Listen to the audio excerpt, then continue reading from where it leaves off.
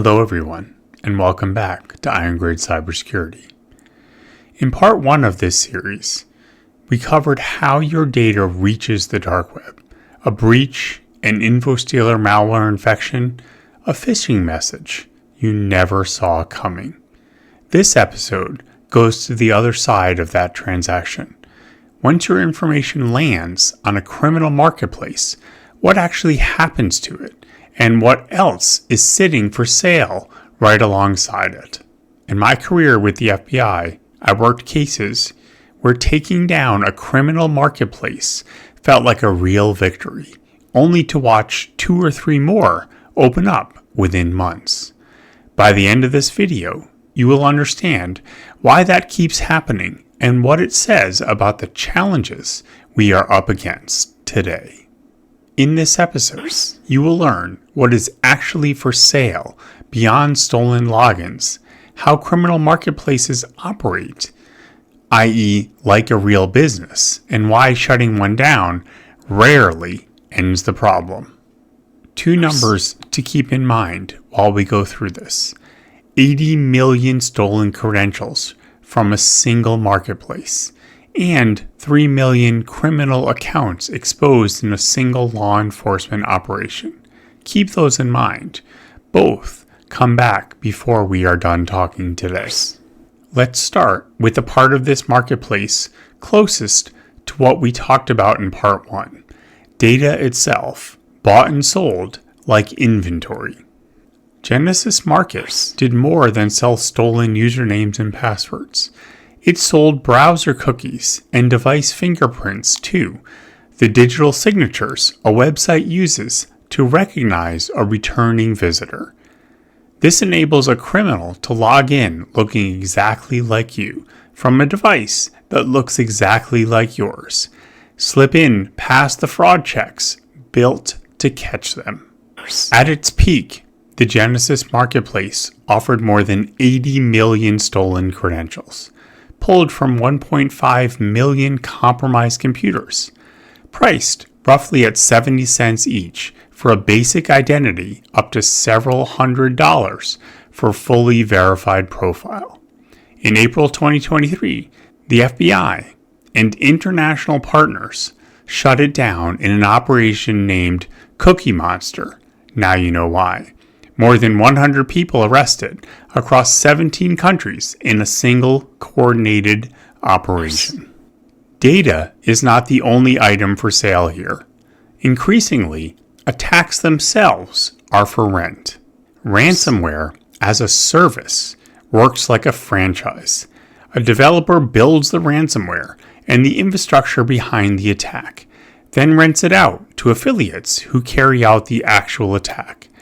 This means the actor does not need to have the technical sophistication or skill set required to complete it. They just buy a solution on the dark web. On the LockBit platform, joining as an affiliate costs between about $700 to $800. Affiliates kept 80% of whatever ransom they collected. LockBit kept about 20%. Plus, the negotiation software and the victim management dashboard that ran the whole operation.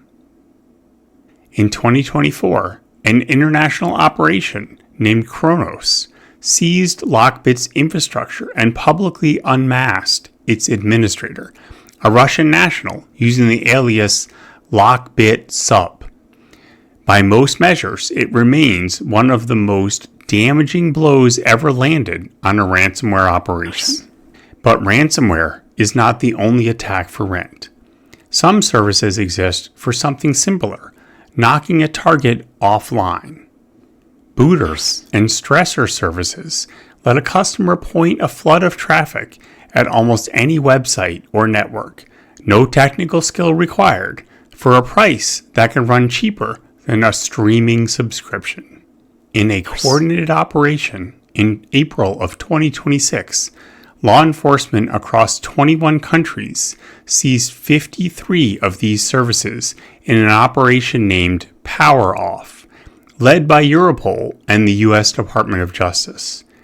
The database they seized held more than 3 million criminal counts, tied to more than 75,000 people who had paid to use them. That's not a small underground niche. That's a mainstream criminal customer base. Here is the part that is hardest to hear, and the reason this particular marketplace had a name that fitted so well: Hydra. Before it was shut down in 2022, Hydra Market alone accounted for 93% of all darknet marketplace revenue that year, an estimated $357 million.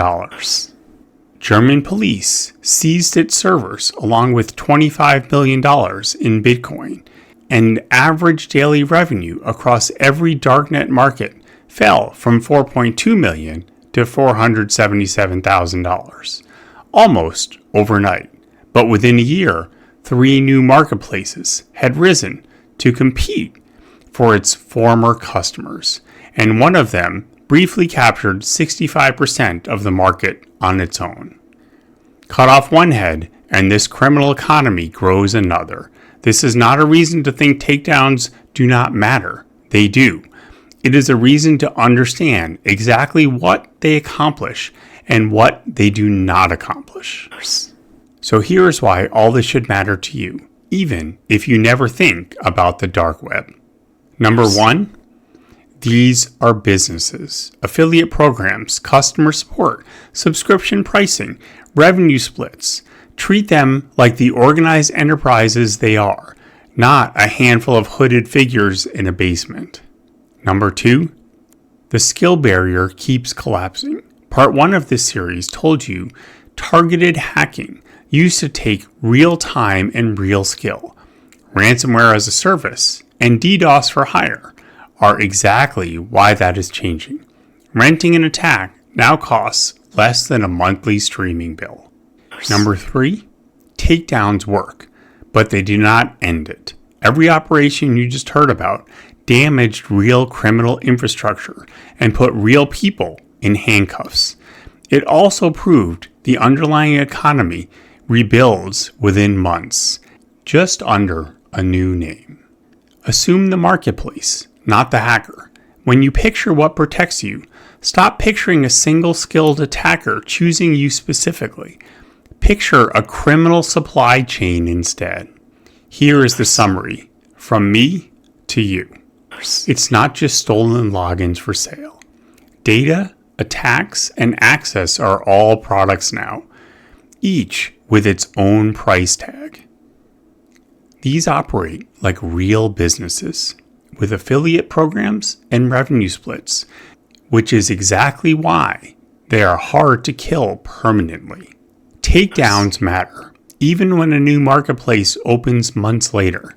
Every operation raises the cost and the risk of doing this kind of crime. In part 3 of this series, we will show you exactly what to do with everything you have learned here, how to check whether your information is already out there, and how to respond the moment you find out it's out there. The dark web did not create these crimes. It just built the marketplace.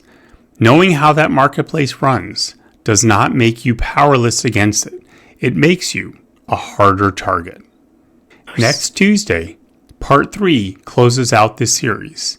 How to actually monitor whether your information has been exposed and the concrete steps to take the moment you find out it has.